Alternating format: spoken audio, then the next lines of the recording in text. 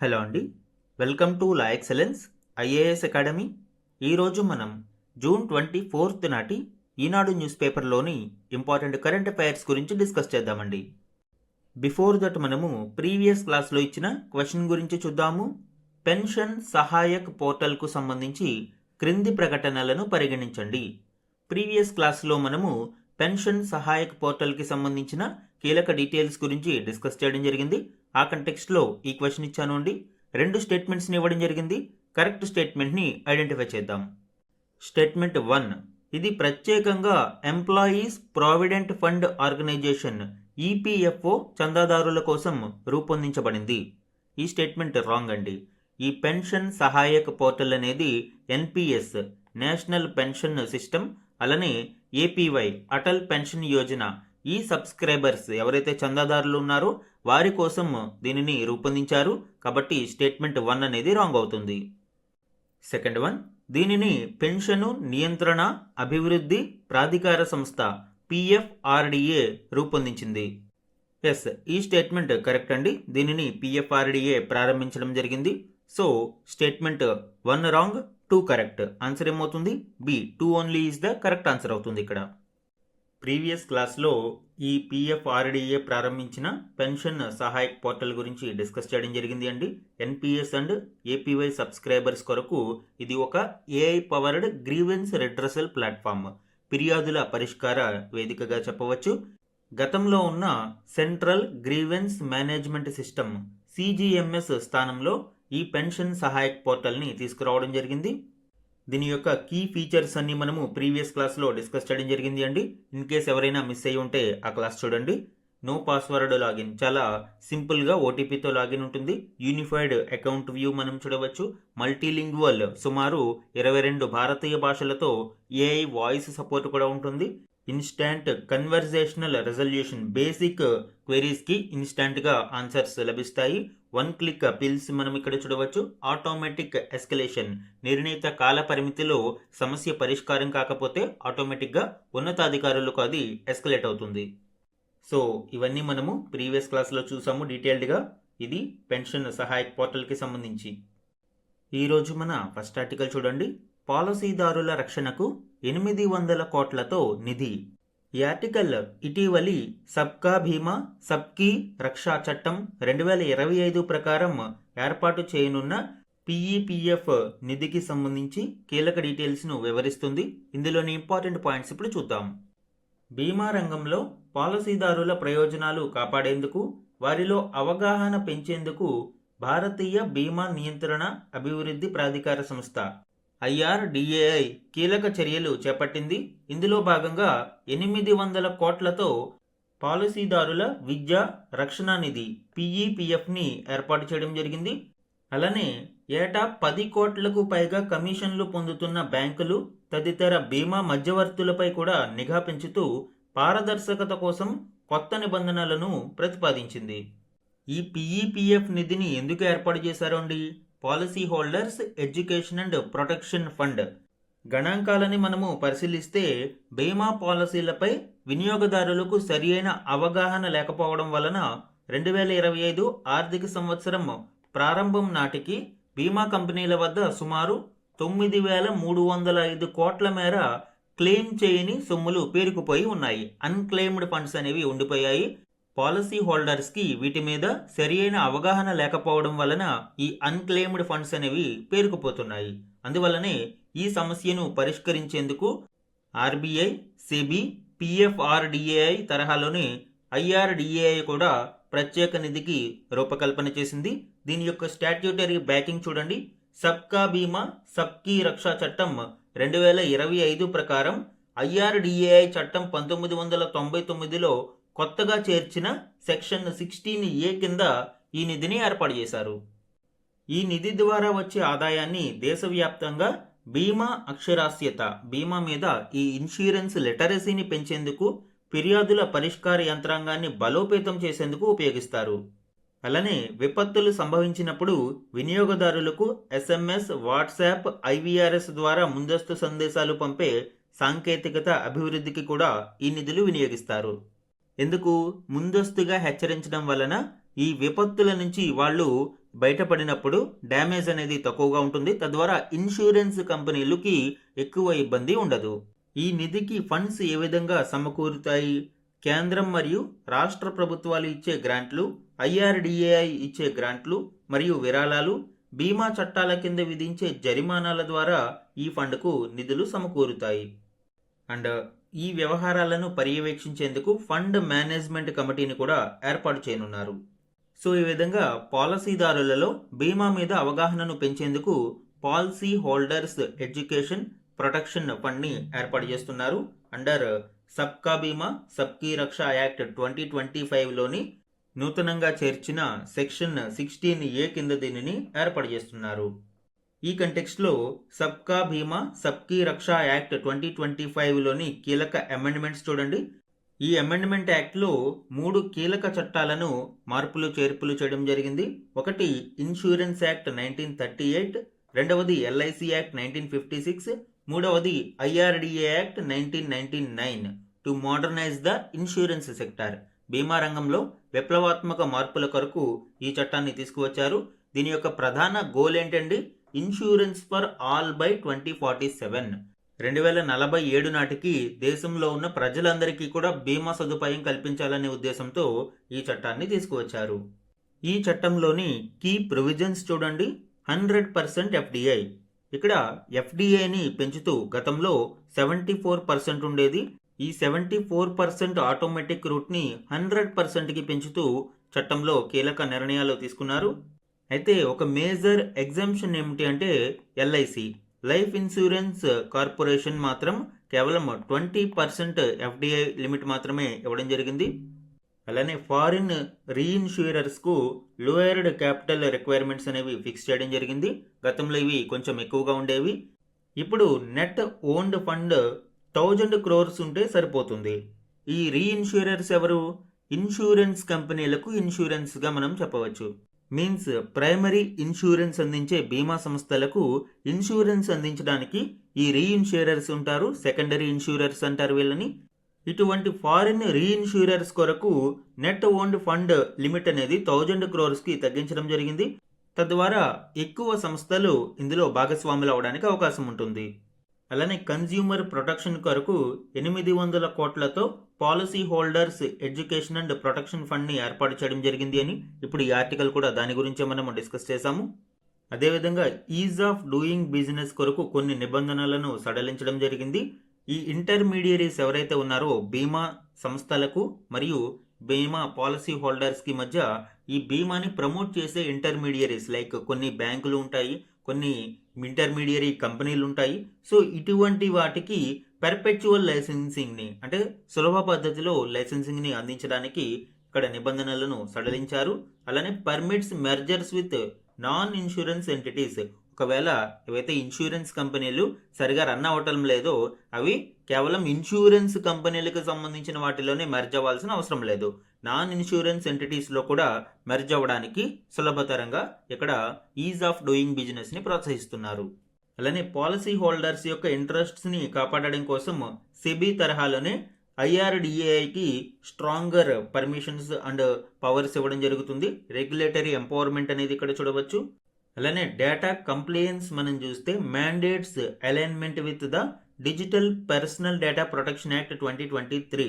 అంటే ఎవరైతే ఈ బీమా పాలసీ హోల్డర్స్ ఉన్నారో వారి యొక్క పర్సనల్ డేటాని ప్రొటెక్ట్ చేయడం కోసం ఈ చట్టం 2023లో తీసుకొచ్చిన చట్టంలోని నిబంధనలకు అనుగుణంగా దీనిని కంప్లైన్స్ చేయడం మనం చూడవచ్చు. 2047 నాటికి దేశంలో ప్రతి ఒక్కరికి బీమాని అందించాలనే ఉద్దేశంతో ఈ చట్టాన్ని తీసుకువచ్చారు. గ్రేటర్ యాక్సెస్ ఫర్ ఆల్, అందరికీ బీమాని అందుబాటులోకి తీసుకురావడం. Stronger protection for policy holders, ఎవరైతే ఈ బీమా చందాదారులు ఉన్నారో వారికి మరింత రక్షణను కల్పించడం. Enhanced investment and innovation, is of business, more opportunities, building A secure and Viksit Bharat. So ఇవన్నీ కూడా మనము ఇందులో కీ పిల్లర్స్గా చూడవచ్చు. సో ఇది సబ్కా బీమా సబ్కీ రక్ష చట్టంలోని ఇంపార్టెంట్ డీటెయిల్స్ అండి. మన నెక్స్ట్ ఆర్టికల్ చూడండి. ట్రెడ్స్ ప్లాట్ఫామ్పై MSMEల రిజిస్ట్రేషన్ ప్రక్రియ మరింత సులభతరం. ఈ article trade receivables discounting system TReDS ప్లాట్ఫామ్కి సంబంధించి ఎంఎస్ఎంఈస్ రిజిస్ట్రేషన్ని మరింత సులభతరం చేయడం గురించి ఇక్కడ చూడవచ్చు. ఇందులోని కీ పాయింట్స్ ఇప్పుడు చూద్దాం. ట్రెడ్స్ అంటే ట్రేడ్ రిసీవబుల్స్ డిస్కౌంటింగ్ సిస్టమ్. ఈ ట్రెడ్స్ ప్లాట్ఫామ్లలో సూక్ష్మ, చిన్న, మధ్య తరహా పరిశ్రమల నిర్వాహకులు సులభంగా చేరేందుకు మరియు క్రెడిట్ గ్యారంటీని ఫైనాన్షియర్లు పొందేందుకు వీలుగా ఆర్బీఐ కొన్ని గైడ్ లైన్స్ జారీ చేసింది. ఈ ట్రెడ్స్ అనేది ఒక ఆన్లైన్ ప్లాట్ఫామ్. ముందుగా ఈ ట్రెడ్స్ గురించి మనము డీటెయిల్స్ చూద్దామండి. ఈ ట్రెడ్స్ ప్లాట్ఫామ్ అనేది ఒక digital blueprint to unlock instant working capital for MSMEs through transparent competitive financing. ఎంఎస్ఎంఈస్లో ఏ విధంగా ఉంటుంది అండి, వారు ఏదైనా ఒక వస్తువులను అమ్మినప్పుడు ట్రేడ్ ఇన్వాయిస్ అనేది వాళ్ళకి ఇస్తారు. ఈ ట్రేడ్ ఇన్వాయిస్ ఇచ్చిన తర్వాత అప్ టు సర్టెన్ పీరియడ్ తర్వాత వాళ్ళకి ఈ ఇన్వాయిస్లో ఉన్న అమౌంట్ ఆధారంగా మనీ అనేది చెల్లింపులు జరుగుతాయి. అయితే ఈ పేమెంట్స్ కొన్నిసార్లు డిలే జరుగుతూ ఉంటాయి. దీనివలన ఎంఎస్ఎంఈలకు అవసరమైన సందర్భంలో క్యాపిటల్ ఫ్లో అనేది తగ్గిపోతుంది, ఎందుకంటే వాళ్ళ దగ్గర మనీ అనేది ఉండదు. సో దీనిని పరిష్కరించడం కోసమే ఆర్బీఐ రెగ్యులేటెడ్ ట్రెడ్స్ని తీసుకురావడం జరిగింది. ఇది ఒక డిజిటల్ ప్లాట్ఫామ్. ఇందులో ఎంఎస్ఎంఈస్ వద్ద ఉండే ట్రేడ్ ఇన్వాయిసెస్ని ఇన్స్టాంట్ లిక్విడిటీగా కన్వర్ట్ చేయడం జరుగుతుంది. ఇందులో బయ్యర్స్, సెల్లర్స్ అండ్ ఫైనాన్షియర్స్ అందరూ కూడా ఇన్వాల్వ్ అయి ఉంటారు. దీని యొక్క కోర్ మెకానిజం, ఏ విధంగా ఈ ట్రెడ్స్ ప్లాట్ఫామ్ అనేది ఆపరేట్ అవుతుందో చూద్దాము. ఎంఎస్ఎంఈస్లో సెల్లర్ ఎవరైతే వస్తువులను అమ్మిన వ్యక్తి ఉంటారో ఆ వ్యక్తి ఆ వస్తువుల అమ్మకానికి సంబంధించిన ట్రేడ్ ఇన్వాయిస్ను ఇందులో అప్లోడ్ చేయడం జరుగుతుంది. Then buyer approval, corporate buyers ఎవరైతే ఉన్నారో వారు ఈ ఇన్వాయిస్ను డిజిటల్గా అప్రూవ్ చేయడం జరుగుతుంది. మరియు ఎంఎస్ఎంఈ తీసుకోదలుచుకున్న డెట్ లయబిలిటీకి బాధ్యత వహిస్తుంది, ఎక్నాలెడ్జింగ్ ద డెట్ లయబిలిటీ. సింపుల్గా ఇక్కడ ఎంఎస్ఎంఈ సెల్లార్ నుంచి నేను వస్తువులను కొనుగోలు చేశాను అని ఈ బయ్యర్ అప్రూవల్ ఇవ్వడం జరిగింది. Then corporate buyer approval confirm అయిన తర్వాత కాంపిటేటివ్ ఆక్షన్ అనేది ఉంటుంది. ఈ కాంపిటేటివ్ ఆక్షన్లో మల్టిపుల్ బ్యాంక్స్ మరియు ఎన్బిఎఫ్సిస్ అనేవి బయ్యర్ యొక్క క్రెడిట్ రిస్క్ ప్రొఫైల్ ఆధారంగా ఆటోమేటెడ్ బిడ్స్ అనేవి వేస్తాయి. ఎంఎస్ఎంఈ సెల్లార్కి ఇప్పుడు ఇమీడియట్గా మనీ అవసరమైంది అండ్ కార్పొరేట్ బయ్యర్ దానిని చెల్లించడానికి కొంత సమయం తీసుకుంటున్నాడు. కాబట్టి మధ్యలో థర్డ్ ఎంటిటీగా ఈ ఫైనాన్షియర్స్ అనేవాళ్ళు ఇక్కడ మనకి ఈ ట్రెడ్స్ ప్లాట్ఫామ్లో ఎంఎస్ఎంఈలకు ఈ కార్పొరేట్ బయ్యర్ యొక్క క్రెడిట్ రిస్క్ ప్రొఫైల్ ఆధారంగా రుణాన్ని మంజూరు చేయడం జరుగుతుంది. ఇప్పుడు ఎంఎస్ఎంఈ సెల్లార్ ఏ బ్యాంకు లేదా ఎన్బిఎఫ్సి తనకి తక్కువ ఇంట్రెస్ట్ రేటుకి, తక్కువ వడ్డీకి రుణాన్ని అందిస్తుందో సెలెక్ట్ చేసుకుని కన్ఫర్మ్ చేయడం ద్వారా విత్ ఇన్ 24 to 48 అవర్స్లో ఇన్స్టాంట్ సెటిల్మెంట్ అనేది జరుగుతుంది. ఇప్పుడు ఈ రుణం ఎవరు చెల్లించాలి? డ్యూ డేట్కి ఎవరైతే కార్పొరేట్ బయ్యర్ ఉన్నారో, కార్పొరేట్ బయ్యర్ ఎంఎస్ఎంఈల నుంచి వస్తువులను కొనుగోలు చేశాడు కాబట్టి ఆ కొనుగోలు చేసిన అమౌంట్కి తగినట్టు ఎంఎస్ఎంఈ రుణాన్ని పొందింది కాబట్టి ఆ రుణాన్ని ఇప్పుడు ఈ కార్పొరేట్ బయ్యర్ చెల్లించాల్సి ఉంటుంది. తక్కువ ఇంట్రెస్ట్ రేటుతో బిడ్ని విన్ అయిన విన్నింగ్ ఫైనాన్షియర్కి కార్పొరేట్ బయ్యర్ సెటిల్మెంట్ అనేది చేస్తారు. ఈ విధంగా ఎంఎస్ఎంఈస్కి మనకి రుణ సదుపాయం దొరుకుతుంది అండ్ కార్పొరేట్ బయ్యర్ తన సమయం తాను తీసుకుని చెల్లింపులు పూర్తి చేస్తాడు. మధ్యలో ఫైనాన్షియర్స్ త్వరితగతిన ఎంఎస్ఎంఈలకు రుణం ఇచ్చినందున కొంత డిస్కౌంట్ అనేది తీసుకుంటారు. సో ఈ విధంగా ట్రేడ్స్ ప్లాట్ఫామ్ అనేది ఆపరేట్ అవుతుంది. ఈ ట్రేడ్స్ ప్లాట్ఫామ్ యొక్క ప్రైమరీ ఫీచర్స్ చూడండి. Zero recourse clauses. In case ఎవరైతే కార్పొరేట్ బయ్యర్ ఉన్నారో ఎంఎస్ఎంఈల నుంచి వస్తువులను కొనుగోలు చేసినది ఆ కార్పొరేట్ సంస్థ చెల్లింపులు చేపట్టకపోతే ఫైనాన్షియర్స్ ఎంఎస్ఎంఈల నుంచి కాంపన్సేషన్ అడగకూడదు. కాబట్టి జీరో రికోర్స్ క్లాజెస్ చూడవచ్చు. అలానే కొలాటరల్ ఫ్రీ లిక్విడిటీ. ఎంఎస్ఎంఈలు రుణ సదుపాయం కోసం ఏది తాకట్టు పెట్టాల్సిన అవసరం లేదు. కార్పొరేట్ బయ్యర్కి ఇచ్చిన వస్తువుల ఆధారంగా వచ్చిన ట్రేడ్ ఇన్వాయిస్ని మనము ఇక్కడ అప్లోడ్ చేస్తే సరిపోతుంది. అలానే రూల్స్ మనం చూస్తే mandatory registration according to RBI rules కంపెనీలు 250 కోట్ల కంటే ఎక్కువ టర్న్ ఓవర్ని కలిగి ఉంటే ఖచ్చితంగా ట్రేడ్స్ ప్లాట్ఫామ్లో బయ్యర్గా రిజిస్టర్ చేసుకోవాల్సిన అవసరం ఉంది. అలానే రెగ్యులేటరీ టైటనింగ్ కూడా మనం చూడవచ్చు. మినిమం నెట్వర్త్ 25 crores ఉన్న కంపెనీలు మాత్రమే ఇందులో భాగస్వామిగా ఉండాలి. ఎందుకంటే చెల్లింపుల విషయంలో ఏ విధమైన ఇబ్బందులు తలెత్తకుండా ఈ రెగ్యులేటరీ టైటనింగ్ని మనం చూడవచ్చు. అలానే సింప్లిఫైడ్ ఆన్బోర్డింగ్ రూట్స్, ఎంఎస్ఎంఈలు ఈ ట్రాడ్స్ ప్లాట్ఫామ్లో రిజిస్టర్ అవ్వడానికి మరింత సులభతరం చేస్తూ ఇటీవల నిబంధనలను తీసుకువచ్చారు. ఇదే ఈ సింప్లిఫైడ్ రూల్స్ మనం ఇక్కడ చూడవచ్చు. ఆర్బీఐ ట్రాడ్స్ నిబంధనలు 2026 ప్రకారం ఈ ప్లాట్ఫామ్ను నిర్వహించాలనుకునే దరఖాస్తుదారు సంస్థకు కనీసం 25 కోట్ల నికర విలువ ఉండాలి అని ఇప్పుడే చెప్పుకున్నాము. ఈ ధ్రువపత్రాన్ని స్టాట్యూటరీ ఆడిటర్ నుంచి సమర్పించాల్సి ఉంటుంది. సో ఇది ట్రాడ్స్ ప్లాట్ఫామ్కి సంబంధించిన డీటెయిల్స్ అండి. మన నెక్స్ట్ ఆర్టికల్ చూడండి. ఈవీల జోరుకు అవరోధాలు. ఈ ఆర్టికల్ భారతదేశంలో ఎలక్ట్రిక్ వెహికల్స్ యొక్క విస్తరణకు ఎదురవుతున్న సమస్యల గురించి వివరిస్తుంది. ఇందులోని కీ పాయింట్స్ ఇప్పుడు చూద్దాము. పశ్చిమాసియా సంక్షోభం నేపథ్యంలో భారత్ ఇప్పుడు ప్రత్యామ్నాయ ఇంధన వనరుల మీద దృష్టి సారించింది. ఇందులో ఈవీ వెహికల్స్ని ప్రోత్సహించడం కూడా ఒకటి. గతంలోనే భారత్ ఫేమ్ 1, ఫేమ్ 2 మరియు పిఎం ఈ డ్రైవ్ వంటి వివిధ కార్యక్రమాలను తీసుకురావడం ద్వారా ఈవీ కొనుగోళ్లను ప్రోత్సహిస్తూ వచ్చింది. 2024 వరకు అన్ని వాహనాలకు కూడా ఈ ప్రోత్సాహకాలు కొనసాగాయి. ద్విచక్ర వాహనాలకు 2026 జూలై వరకు మరియు త్రిచక్ర వాహనాలకు 2028 మార్చి వరకు ఈ ప్రోత్సాహకాలు కొనసాగుతాయని కేంద్రం ప్రకటించింది. అయితే ప్రభుత్వం ఇన్ని ప్రోత్సాహకాలను ప్రకటించిన ప్రస్తుత ఈవీల పరిస్థితి స్టేటస్ మనం చూస్తే దేశంలో సుమారు 44 కోట్ల వరకు మోటార్ వెహికల్స్ ఉండగా వాటిలో లాస్ట్ ఇయర్ చివరి నాటికి 90 లక్షలు మాత్రమే ఈ వెహికల్స్ ఉన్నాయి. అండ్ 2025-26 ఆర్థిక సంవత్సరంలో నూతన వాహనాల అమ్మకాలలో ఈవీల వాటా కేవలం 8% మాత్రమే ఉంది. గవర్నమెంట్ టార్గెట్ ఏంటి అండి? 2030 నాటికి ఈవీల వాటాను 30% పెంచాలి అని కేంద్రం లక్ష్యంగా పెట్టుకుంది. అయితే ఈ అంచనాలను అందుకోవాలి అంటే 2024-25లో 20 లక్షలు మరియు 25-26లో 25 లక్షలుగా ఉన్న ఈవీ అమ్మకాలను 2030 నాటికి కోటికి పైగా తీసుకురావాలి. ఇలా చేసినా కూడా లక్ష్యాలను చేరుకోలేము. ఎందుకంటే 2030 నాటికి టోటల్ మోటార్ వెహికల్స్ 55 లేదా 60 కోట్లకు చేరుకునే అవకాశం ఉంది. ఈ మొత్తం వాహనాలలో అప్పటికి ఈవీల వాటా 10% కూడా మించే అవకాశం ఉండదు. గ్లోబల్ సినారియోను మనం చూస్తే బీవైడి, గిలీ వంటి సంస్థల ఆధిపత్యంతో ఈవీల తయారీలో చైనా 60% వాటాను కలిగి ఉంది. టెస్లా వంటి సంస్థలతో అమెరికా 11% వాటాను కలిగి ఉంది. అండ్ ఇప్పటి వరకు యూరోప్ ముందంజలో ఉన్నా కూడా 22%తో, మొత్తం యూరోపియన్ కంట్రీస్ అన్ని కూడా కలిపి 22%తో కొంత వెనుకబడి ఉన్నాయి. భారత్ మాత్రం మహీంద్రా, టాటా, హుండాయ్ వంటి సంస్థలు ఎలక్ట్రిక్ వాహనాల తయారీలో వేగం పుంజుకుంటూ ఉన్నా కూడా లక్ష్య సాధనలో మాత్రం వెనుకబడే ఉంది. ఈవీలకి సంబంధించిన మేజర్ బ్యారియర్స్ ఏంటి ఒకసారి మనం చూడండి. High initial cost. ఈవీల ఏర్పాటుకు మనకి కన్వెన్షనల్ ఐసీఈ వెహికల్స్ కంటే కూడా ఎక్కువ ఎక్స్పెన్సివ్ అవసరం అవుతుంది. అలానే బ్యాటరీ కాస్ట్ ప్రస్తుతం చాలా అధికంగా ఉంటుంది. 40-50% వెహికల్ కాస్ట్లో బ్యాటరీ కాస్ట్కే ఎక్కువగా వెళుతుంది. అధిక ధరల కారణంగా మిడిల్ క్లాస్ బయర్స్ దీనిని ఎక్కువగా కొనుగోలు చేయడం లేదు. ఇక రెండవ ప్రధాన సమస్య ల్యాక్ ఆఫ్ ఛార్జింగ్ ఇన్ఫ్రాస్ట్రక్చర్. భారతదేశంలో ఛార్జింగ్ ఇన్ఫ్రాస్ట్రక్చర్ ఫెసిలిటీ అనేది అసలు పూర్తి స్థాయిలో డెవలప్ అవ్వలేదు. దీనివలన ఎక్కువ మంది రిస్క్ చేయడం లేదు. ఈవెన్ బ్యాటరీ లిమిటేషన్స్ కూడా మనకి లాంగర్ ఛార్జింగ్ టైం అవసరం అవుతుంది.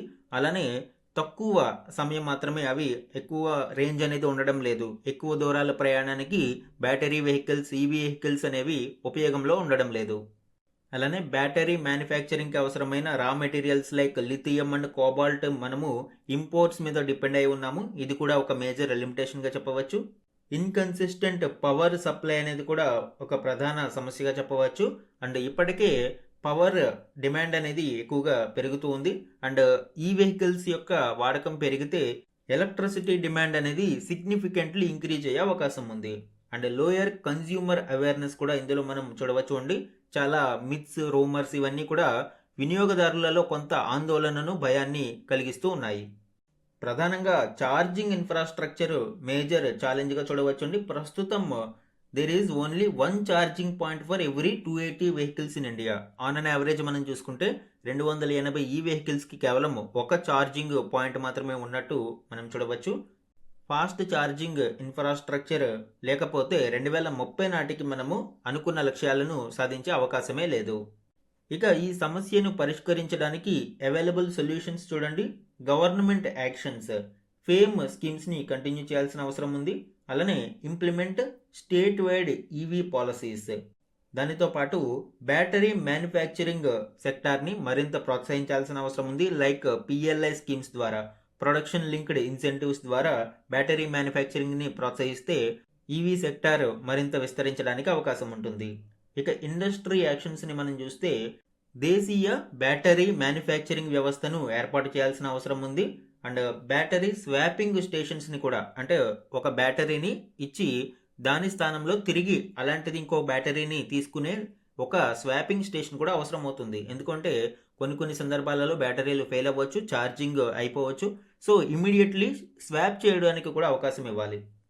And fast and reliable charging నెట్వర్క్స్ని, ఈ స్టేషన్స్ని ఏర్పాటు చేయాల్సిన అవసరం ఉంది. ఇక R&D విభాగంలో మనం చూస్తే develop advanced battery technologies, especially solid state బ్యాటరీస్ని ఏర్పాటు చేయడం ద్వారా ప్రమాదాలను అరికట్టవచ్చు. More recharge in less time అనేది కూడా ఇక్కడ చూడవచ్చు. Strengthen battery recycling systems, so battery recycling వ్యవస్థలను కూడా బలోపేతం చేయాలి. చీపర్ హై కెపాసిటీ బ్యాటరీస్ని మనము అభివృద్ధి చేయాల్సిన అవసరం ఉంది.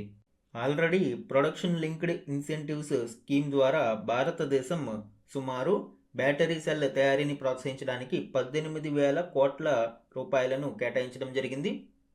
బ్యాటరీ మ్యానుఫ్యాక్చరింగ్లో చైనా 60%తో రారాజుగా వెలుగుతూ ఉండగా భారత్ మాత్రం కేవలం 1% వాటాతో చాలా వెనుకబడి ఉంది. ప్రస్తుతం భారత్లో ఓలా ఎలక్ట్రిక్, రిలయన్స్, టాటా, ఎక్సైడ్, అమర్ రాజా వంటి కంపెనీలు బ్యాటరీ మ్యానుఫ్యాక్చరింగ్ మీద దృష్టి సారించాయి. అయితే నిపుణుల అంచనాల ప్రకారం 2030 నాటికి భారతీయ బ్యాటరీ సెల్ తయారీ డిమాండ్లో కేవలం 13% మాత్రమే దేశీయంగా ఉత్పత్తి అయ్యే అవకాశం ఉంది. ఇక రీసైక్లింగ్ కూడా ఇంకొక సమస్యగా చూడవచ్చు అండి. పెద్ద వాహనాలలో వాడే బ్యాటరీల లైఫ్ టైం 10 to 12 ఇయర్స్ ఉంటే ఈ 2 వీలర్స్లో, ద్విచక్ర వాహనాలలో వాడేవి కేవలం 5 నుంచి 7 ఏళ్ళు మాత్రమే జీవితకాలం ఉంటుంది. ఈ సామర్థ్యం కోల్పోయిన బ్యాటరీల వ్యర్థాల నిర్వహణ పర్యావరణ పరంగా మరొక పెద్ద సవాలుగా మారనుంది.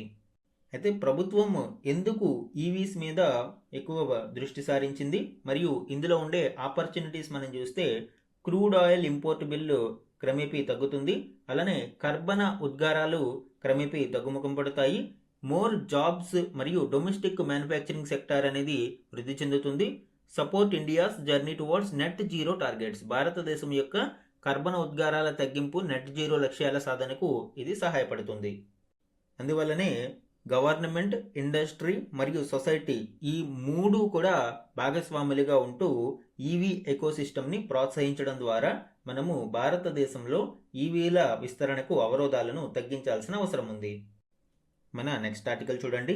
తనిఖీలపై తకరారు, అణు కేంద్రాల పరిశీలనకు ఇరాన్ అంగీకరించింది అని ట్రంప్ ప్రకటించినా కూడా టెహ్రాన్ దానిని తోసిపుచ్చింది. ఈ నేపథ్యంలో దీనికి సంబంధించిన కీ పాయింట్స్ ఇప్పుడు చూద్దాం. ఇరాన్లోని అణు కేంద్రాల పరిశీలన విషయంలో వాషింగ్టన్, టెహ్రాన్ తాజాగా పరస్పరం భిన్న స్వరం వినిపించాయి. నిరుడు బాంబు దాడుల్లో దెబ్బతిన్న అణు కేంద్రాలలో తనిఖీల కోసం ఇంటర్నేషనల్ అటామిక్ ఎనర్జీ ఏజెన్సీ, అంతర్జాతీయ అణుశక్తి సంస్థ ఇన్స్పెక్టర్లను అనుమతించేందుకు ఇరాన్ అంగీకరించింది అని ట్రంప్ ప్రకటించారు. అండ్ అందుకు కట్టుబడి ఉండకపోతే ఆ దేశంతో మునుముందు చర్చలే ఉండవని కూడా ఆయన పేర్కొన్నారు. అయితే ఈ ప్రకటనను ఇరాన్ ఖండించింది. IAEA ఇన్స్పెక్టర్లను తాము అనుమతించే షెడ్యూలు ఖరారు కాలేదు అని ప్రకటించింది. యుద్ధం ముగిశాక ఇరాన్ తమను గౌరవించాలి అని, అప్పుడే శాంతి కొనసాగుతుంది అని ట్రంప్ పేర్కొన్నారు. టెహ్రాన్ అణ్వాయుధాలను సొంతం చేసుకోవడాన్ని అనుమతించనని ట్రంప్ మరోసారి స్పష్టం చేశారు. సో ఆన్గోయింగ్ ఇరాన్ యుఎస్ వార్కి సంబంధించి మరియు పీస్ టాక్స్కి సంబంధించి అండ్ ఇరు దేశాల మధ్య కుదిరిన ఒప్పందం అమలుకు సంబంధించి మనము డిఫరెంట్ ఆర్టికల్స్లో డిస్కస్ చేయడం జరుగుతుంది. ఇది ఒక కంటిన్యూస్ స్ట్రింగ్ ఆఫ్ న్యూస్ ఐటమ్స్గా మనము చూడాల్సి ఉంటుంది. అండ్ రోజు రోజుకి ఇంటర్నేషనల్ రిలేషన్స్లో ఇవి మార్పులు చెందే అవకాశం ఉంటుంది. ఈరోజు వన్ లైనర్ కరెంట్ అఫైర్స్ చూడండి. మెసేజింగ్ యాప్ వాట్సాప్ గ్లోబల్ సీఈఓగా భారతీయ టెక్నాలజీ దిగ్గజం కునాల్ షా నియమితులయ్యారు. 7 ఏళ్ల పాటు ఈ పదవిలో ఉన్న విల్ క్యాథ్కార్ట్ స్థానంలో ఆయన బాధ్యతలు చేపట్టనున్నారు. నెక్స్ట్ వన్ చూడండి. బ్రిటన్ ప్రస్తుత ప్రధానమంత్రి కీర్ స్టార్మర్ 2026 జూన్ 22న రాజీనామా చేశారు. ప్రధాని పదవి లేబర్ పార్టీ అధ్యక్షుల పదవి నుండి వైదొలుగుతున్నట్లు ఆయన ప్రకటించారు. బ్రెగ్జిట్ తర్వాత ఈ 10 ఏళ్లలో బ్రిటన్ ప్రధాని పదవిని వీడిన 6వ వ్యక్తిగా స్టార్మర్ మనం చూడవచ్చు. ఎంత పొలిటికల్ వాలటైలిటీ యూకేలో ఉందో దీనిని బట్టి అర్థమవుతుంది. 2024 జూలైలో జరిగిన ఎన్నికలలో స్టార్మర్ నేతృత్వంలోని లేబర్ పార్టీ భారీ విజయం సాధించి అధికారంలోకి వచ్చింది. అయితే ఇప్పుడు వివిధ కారణాల వలన స్టార్మర్ ప్రధాని పదవికి రాజీనామా చేశారు. Next one. తెలంగాణ రాష్ట్రంలో మొత్తం పనిచేస్తున్న కార్మికులలో వ్యవసాయేతర రంగాలలోనే దాదాపు 90.44% మంది ఉన్నారు. దేశవ్యాప్తంగా ఈ రంగాలలో అత్యధిక ఉపాధి కల్పిస్తున్న రాష్ట్రాలలో తెలంగాణ 10వ స్థానంలో నిలిచింది. ఇటీవలి 6వ ఎకనామిక్ సెన్సస్ ఆర్థిక నివేదిక కేంద్ర గణాంక శాఖ రిలీజ్ చేసింది. ఆ నివేదిక ఆధారంగా ఈ గణాంకాలను ఇక్కడ ఇవ్వడం జరిగింది. గ్రామీణ ప్రాంతాలలోనూ వ్యవసాయ ఆధారిత రంగాలలో ఉపాధి తగ్గుతుంది అని నివేదిక వెల్లడించింది. Next one. మన దేశానికి $1.5 బిలియన్ అంటే సుమారు 14,250 కోట్ల రూపాయల రుణం ఇచ్చేందుకు వరల్డ్ బ్యాంక్ ఎగ్జిక్యూటివ్ డైరెక్టర్ల బోర్డు ఆమోదం తెలిపింది. ప్రైవేటు రంగంలో ఉద్యోగాలను సృష్టించడం, ఆర్థిక వృద్ధిలో వేగం పెంచడం కోసం చేపట్టిన భారత నిర్మాణాత్మక సంస్కరణలకు మద్దతుగా ఈ ఆర్థిక సహాయాన్ని చేస్తుంది. ఇవి one liner important current affairs అండి. మాదిరి ప్రశ్నలు చూడండి. World Economic Forum young global leader 2026గా ఇటీవల ఎవరిని ప్రకటించింది? Answer Arthur Law. వినూత్న స్థల పరిష్కారాల ద్వారా పట్టణ జీవన విధానంలో పరివర్తనను తీసుకురావడానికి ఈయన చేసిన కృషికి గుర్తింపుగా WEF ఈ అవార్డును ప్రకటించింది. ఆయన ఏషియాలోని ప్రధాన నగరాలలో పనిచేస్తున్న సాంకేతికత ఆధారిత self storage platform store friendly ఆసియాకు సహ వ్యవస్థాపకుడిగా మరియు మేనేజింగ్ ప్రిన్సిపల్గా ఉన్నారు. Next one. 2027 జూన్లో జరగనున్న ప్రపంచ పారా అథ్లెటిక్స్ ఛాంపియన్షిప్ పోటీలకు ఏ నగరం ఆతిథ్యం ఇవ్వనుంది? Answer Tashkent. ఉజ్బెకిస్తాన్ రాజధాని తాష్కెంట్ నగరంలో ఈ పోటీలు జరగనున్నాయి. ఈ ప్రస్తుత పోటీలు 13వ ప్రపంచ పారా అథ్లెటిక్ ఛాంపియన్షిప్ పోటీలుగా చూడవచ్చు. సో ఇవి ఇంపార్టెంట్ మాదిరి ప్రశ్నలు అండి. ఈరోజు మన క్వశ్చన్ ఆఫ్ ద డే గురించి చూడండి. సబ్కా భీమా సబ్కీ రక్షా చట్టం 2025కు సంబంధించి క్రింది ప్రకటనలను పరిగణించండి. ఈరోజు క్లాస్లో మనము ఈ యాక్ట్కి సంబంధించిన కీ ప్రొవిజన్స్ డిస్కస్ చేయడం జరిగింది. ఆ కంటెక్స్ట్లో ఈ క్వశ్చన్ ఇచ్చాను అండి. 2 స్టేట్మెంట్స్ని ఇక్కడ ఇవ్వడం జరిగింది. కరెక్ట్ ఆన్సర్ ఐడెంటిఫై చేసి కమెంట్ సెక్షన్లో కమెంట్ చేయండి. ఇది ఈరోజు ఈనాడు న్యూస్ పేపర్లోని ఇంపార్టెంట్ కరెంట్ అఫైర్స్ మీద daily analysis. Thank you for watching.